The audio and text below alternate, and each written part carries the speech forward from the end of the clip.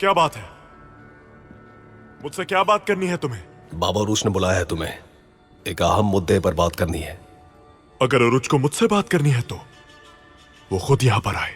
मैंने उसे यहां आने से मना तो नहीं किया। नहीं नहीं, शायद तुम हमारी बात समझ नहीं पा रहे। अगर आगा रईस को यहां आना ही होता तो वो सीना तान कर यहां पर आते और तुम कुछ कर भी नहीं सकते थे। लेकिन वो चाहते हैं कि तुम खुद चलकर आओ ताकि तुम्हें कोई नुकसान ना पहुंचे। ओरुच रईस मुझे इस तरह नहीं बुला सकता। और वैसे उसे क्या बात करनी है मुझसे? रुदुश घुड़सवारों के हमले के हवाले से बात करनी है, बाकी उन्हें पता है। उस मामले से मेरा कोई ताल्लुक नहीं है।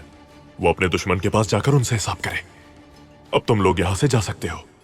देखो, तुम मेरा दिमाग खराब मत करो।